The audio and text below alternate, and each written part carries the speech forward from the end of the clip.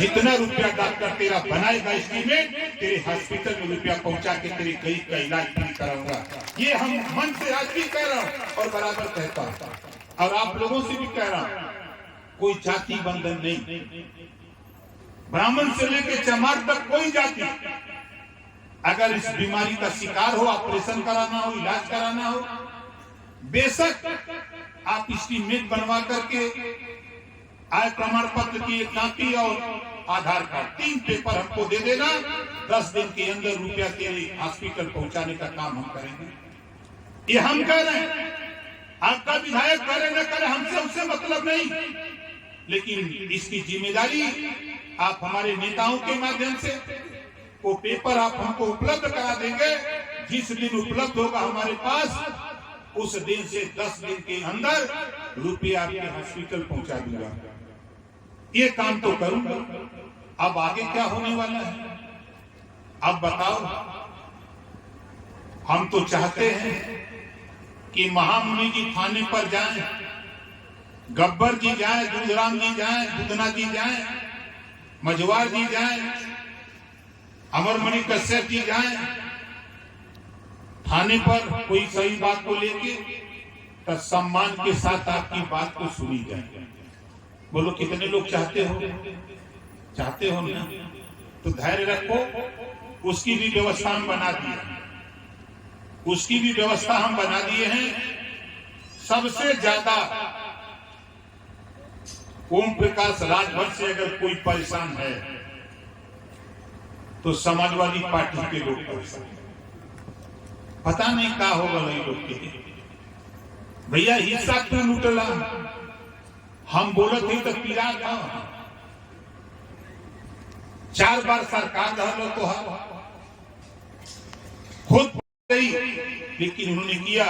दूसरा, अभी 10 दिन पहले हमारे पूर्व राष्ट्रपति महोदय के नेतृत्व में 27% आरक्षण की जो बंटवारे की रिपोर्ट तैयार करनी है, उसके लिए कमेटी गठित कर दी गई है। जांच शुरू हो गई है। जो रोहिणी आयोग की रिपोर्ट है उस पर जांच शुरू हो गई है कि कहां त्रुटि है कहां नहीं है, उसको ठीक करके अब वो रिपोर्ट भी लागू होने की स्थिति में तैयारी कर रहे हैं। अब दूसरा क्या है, आप यहाँ जितने लोग हो आप बताओ, जो बात मैंने वहां रखी है माननीय प्रधानमंत्री जी के सामने 18 जुलाई 2023, यहाँ जितने लोग हो आप बताओ, कितने लोग बिजली के बिल से परेशान हो? जरा हाथ उठाओ। सब लोग परेशान हो। इस बात को 8 घंटे के अंदर चर्चा जब वहां हुई, जब मैं बैठा था, इस बात को मैंने समझाया वहां कि माननीय प्रधानमंत्री जी, प्रदेश में जो ठेकेदार स्मार्ट मीटर लगाने का ठेका लिया, वो जब गांव में गया तो गांव के लोगों को बताया कि फ्री में मीटर बा। तो गरीब कमजोर लोगों ने पूछा कि बिजलियों फ्री मिली? तो मीटर लगाने के चक्कर में कर दिया कि हाँ फ्री है। बोलो सही कह रहा हूं गलत कह रहा हूं? अब वो कह दिया कि फ्री नहीं। अब किसी के मड़ई में, किसी के पेड़ में, किसी की दीवार में उसको तो गिनती कराना था। आपका आधार कार्ड ले लिया और आपने खुशी से स्मार्ट मीटर लगवा लिया। 3 साल 4 साल बीता तो 20,000, 25,000, 30,000 बिल भेज दिए। बोलो भेज दिया कि नहीं भेज दिया? अब परेशान सब लोग। ये बात किसी नेता की जानकारी में हो सकता है, लेकिन जो मालिक है, देश का मालिक प्रधानमंत्री, प्रदेश का मालिक मुख्यमंत्री योगी आदित्यनाथ जी, किसी के सामने कहने की हिम्मत किसी नेता की नहीं है। इस बात को ओम प्रकाश राजभर दिल्ली में जाकर के प्रधानमंत्री के सामने इस बात को रखा। ये गरीबों से जुड़ा हुआ सवाल, इसको थोड़ा ठीक करिए। इस नाते की घर घर की बीमारी। उन्होंने कहा कि नहीं ओम प्रकाश जी, मैंने सुना है आपके विषय में, ये आप जो बोलते हो, धरातल की बात बोलते हो, जो सच्चाई रहती है उसे को कहते हो। वहां तक मैंने पहुंचाया। बहुत सी चीजें मैंने वहां उनके सामने रखी जो आपकी बीमारी मैंने उनसे कहा कि यूपी से पता कर लेना माननीय प्रधानमंत्री जी, मैं विधायक की हैसियत से गरीबों के इलाज के लिए उत्तर प्रदेश में 403 विधायक और सूबे के मुख्यमंत्री योगी आदित्यनाथ जी ने सदन में कहा कि उत्तर प्रदेश में सबसे ज्यादा रुपया गरीबों के इलाज के लिए अगर कोई दिया है तो ओम प्रकाश राजभर ने दिया है। विधानसभा के अंदर मुख्यमंत्री ने कहा। उसी पर प्रधानमंत्री जी ने कहा कि ओम प्रकाश राजभर जी, आप तो विधायक की हैसियत से दिए हो, लेकिन मैं प्रधानमंत्री की हैसियत से गरीबों के इलाज के लिए 5 लाख रुपए का स्मार्ट कार्ड बनवा करके भेजवा दिया है कि कोई भी गरीब किसी जाति धर्म का हो वो अपना इलाज करा रहा है। जो बनवा लिया स्मार्ट कार्ड वो इलाज करा रहा है। हम तो आपसे कहना चाहता हूं कि भाई देखो, बेशक हम विधायक गाजीपुर जहूराबाद से हैं, ईश्वर न करे कोई बीमार हो, आपके इलाके में कोई भी बीमार हो, ऑपरेशन कराना, इलाज कराना हो, सरकारी हॉस्पिटल से एस्टीमेट बनवा लेना। 5 लाख, 10 लाख, 20 लाख, 15 लाख, जो भी डॉक्टर बना के देगा, एक आय प्रमाण पत्र बनवा लेना और आधार कार्ड की फोटो कॉपी 3 पेपर हमको दे दे। बात किया कि भाई वो समय आ रहा है, क्या किया जाए? तो लोगों ने कहा कि भाई जहां समाज का हित हो वहां रहना चाहिए। तो फिर 18 जुलाई को आप लोगों ने देखा होगा सोशल मीडिया, टीवी, अखबार, मैगजीन के माध्यम से 18 जुलाई को 8 घंटे लगातार बैठक हुई इसी बात को लेकर दिल्ली में। 8 घंटे बैठक हुई, चर्चा होती रही। ये गरीब, कमजोर, पिछड़े पिछाड़े गए समाज से वंचित लोग, इनको हिस्सा कैसे मिले, इस बात को लेकर चर्चा होती रही। इस बात को जब मैंने फिर वहां कहा, कई बातें मैं रखा हुआ, उसमें जब बात जो रखा तो 27% आरक्षण बंटवारे का मामला, मैं तो बधाई देता हूं देश के प्रधानमंत्री को। पहला काम उन्होंने किया, जैसा हमारे भाई जहाज जी ने जिक्र किया, हमारी बहन बेटियां बैठी हैं, माताएं बैठी, 33% आरक्षण महिलाओं के लिए। मुझे खुशी हुई कि कम से कम जहां हमारी बहन बेटियां नहीं जा सकती थी, आज देश की पार्टियों को मजबूर कर दिया माननीय प्रधानमंत्री जी ने कि अब आने वाले 5 साल के अंदर सीटें आरक्षित होगी और सांसद और विधायक बनकर के अब हमारी बहन बेटियां भी सदन के अंदर जाने लगेंगी। ये कानून पास हो गया, जिसको लेकर के हम लोग 20-20 हजार, 25-25 हजार, 10-10 हजार महिलाओं को जुटा करके हम लोग उन्हीं से संचालन, वही श्रोता, वही वक्ता कार्यक्रम को चलाया कि कम से कम इनमें जागृति पैदा हो। एक काम उन्होंने दिया, जो काम कांग्रेस, बसपा, सपा में नहीं कर पाए, तीनों का मिली जुली सरकार दिल्ली में थी, नहीं करते हो। मैं देश की बात करता हूं। हमने कहा कि मान्यवर, मैं तो प्रदेश के लोगों से वादा करके आया हूं, आप तो देश की बात करते हैं, अच्छी बात।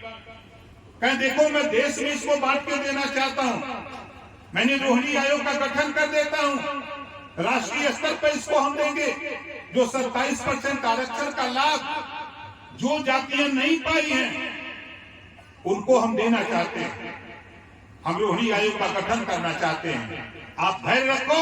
हमने कहा कि नहीं, हम धैर्य रखने वाले नहीं हैं, हम भूखे हैं, प्यासे हैं, हम तरसते हैं कि हमारा बेटा थाने पर दरोगा क्यों नहीं, हमारी बेटी थाने पर सिपाही क्यों नहीं, हम इसके लिए तरसते हैं। इस नाते हम धैर्य रखने वाले नहीं हैं। हमारे लिए सत्ता जरूरी नहीं है, हम सत्ता को लात मारते हैं, हम समाज के बीच में जाते हैं और इस्तीफा देकर लौट के चला गया। अधिकार की लड़ाई थी, रोहिणी आयोग का गठन हुआ, रिपोर्ट तैयार हो गई, तब प्रधानमंत्री जी ने फिर बुलाया। मैं गया, जुलाई का महीना था, 2 जुलाई को मुझे बुलाया गया। प्रधानमंत्री जी के पीएमओ ऑफिस से फोन आया कि प्रधानमंत्री जी आपको बुला रहे हैं, आप आ जाओ। मैं 2 तारीख को शाम को पहुंच गया। मुलाकात हुई। बातचीत के बाद उन्होंने कहा कि ओम प्रकाश जी, आप जिस बात के लिए लड़ रहे थे वो टाइम आ गया है।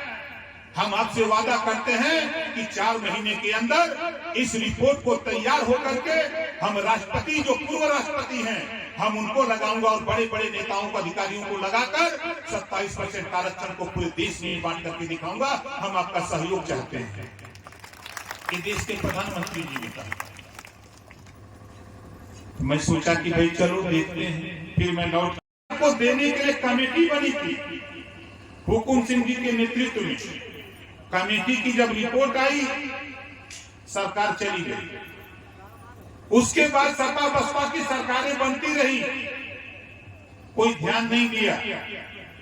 2017 में माननीय अमित शाह जी, माननीय मोदी जी, माननीय योगी जी, तीनों नेताओं से बात हुई।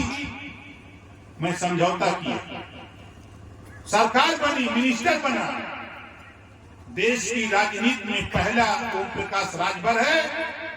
गरीबों, पिछड़ों, दलितों, तेरे अधिकार के लिए देश के वर्तमान गृह मंत्री को 2 बार लखनऊ में आकर के योगी जी और ओम प्रकाश के बीच समझौता कराना पड़ा था।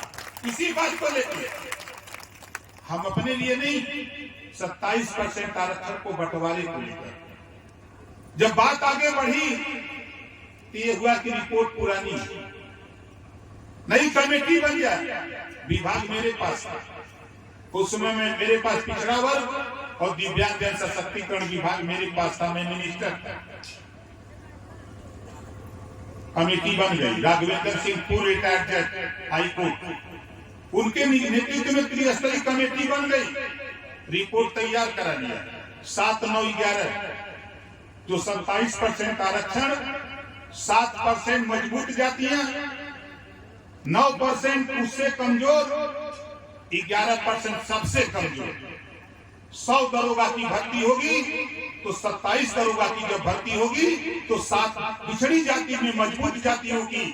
फिर उसके बाद 9 उससे कम मजबूत और 11 सबसे कमजोर जो यहाँ बैठे हुए लोग हो, वो व्यवस्था बनाने का काम ओम प्रकाश राजभर भारतीय जनता पार्टी में लड़कर कराने का प्रयास किया, लेकिन नहीं हो पाया। मैं लास्ट में गया प्रधानमंत्री जी की करोड़ आबादी के साथ साथ देश की 140 करोड़ आबादी में, चाहे वो तमिलनाडु, केरल, आंध्रा का इलाका हो, चाहे बॉम्बे, महाराष्ट्र का इलाका हो, चाहे मध्य प्रदेश का हो, चाहे दिल्ली, गुजरात का इलाका हो, चाहे बंगाल, बिहार का इलाका हो, देश के हर कोने में, हर घर में ओम प्रकाश राजभर भारतीय समाज पार्टी प्रवेश कर गई है। कोई घर ऐसा नहीं है जिसके घर में स्मार्टफोन है, मोबाइल फोन है, टीवी है, पत्रिका है, उसके घर तक ओम प्रकाश राजभर पहुंच चुका है और बता चुका है कि ना रब ने दिया ना रहमान ने दिया, जो कुछ भी दिया बाबा साहब डॉक्टर अंबेडकर जी ने दिया। वोट का पावर किसने दिया? बोलो, बाबा साहब ने। वोट का पावर बाबा साहब ने दिया। वोट का पावर आपके पास नहीं होता, हम बनारस से बलहा नहीं आते कि आते नहीं आते। आज बाबा साहब डॉक्टर अंबेडकर की देन है कि मंच माइक लगा के हम अपने अधिकार की चर्चा कर रहे हैं। बाबा साहब डॉक्टर अंबेडकर जी ने संविधान में व्यवस्था दिया, पहले पन्ने पे लिख दिया, समता, स्वतंत्रता, बंधुत्व और न्याय पर आधारित भारतीय संविधान। 4 चीज है पूरे संविधान में, यही 4 चीज लागू हो जाए तो मैं समझता हूं कि नाई, गोड़, पाल, प्रजापति, बिंद, केवट, मल्ला, राजभर, चौहान, आर्य, तर्कवंशी, बंजारा, बहेलिया, कंगार, दुल्हा, दुनिया, सारी सिख, सैयद, पठान, सारी जाति के बेटा बेटी रोजगार और नौकरी पाने लगेंगे, खाली संविधान की बात लागू हो जाए। लेकिन दुर्भाग्य है 76 साल शुरू, आज हम कहां खड़े हैं?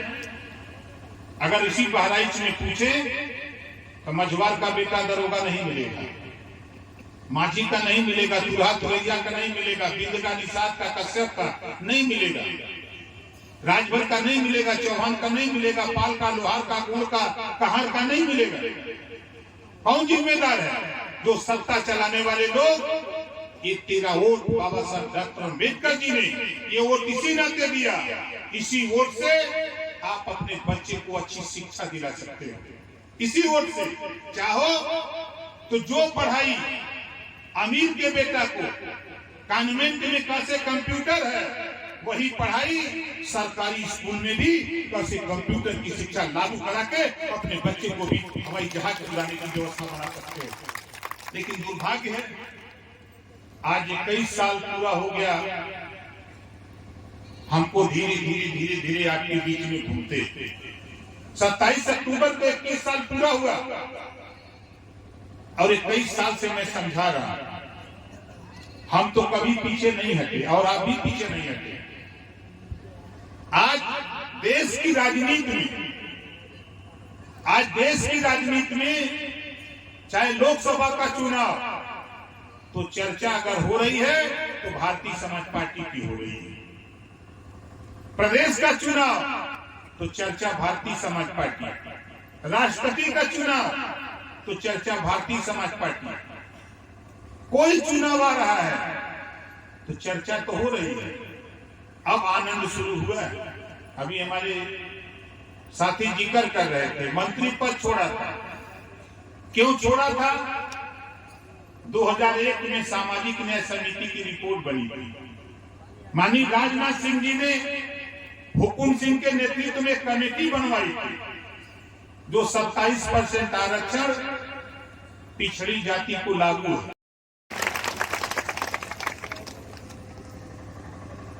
अब सोचिए कि हम जहां खड़े हैं, यहां से नवादा की दूरी कितनी होगी आपको नहीं पता, लेकिन विचार क्या है? चुनाव के समय हमारे बस्ती में वह प्रवेश करी जो पीला झंडा ओम प्रकाश राजभर का नारा लगाई, वह प्रवेश करी। अब सोचिए हम खड़े हैं बहराइच, यहां से नवादा बिहार का जिला है, यूपी का नहीं। बिहार के 38 जिले में जो हलचल आपके बहराइच में है, आपके बगल घाघरा, उस पार लखीमपुर खीरी, हमारे जिलाध्यक्ष जी खड़ा उठाइए भाई, जोरदार ताली बजा करके इनका स्वागत करें। इसी मंडल का जिला है श्रावस्ती। बाबूजी के संघर्ष और महिलाओं का भी साथ में संघर्ष रहा। मान तो बाबूजी की 50% की महिलाओं की आबादी आदि है, जिनको 50% यहाँ भी दिया जाए, लेकिन मोदी जी ने शुरुआत की 33% से, इसके लिए भी बहुत बहुत धन्यवाद है। अब हम जिसके पल के बिछाए इंतजार कर रहे थे,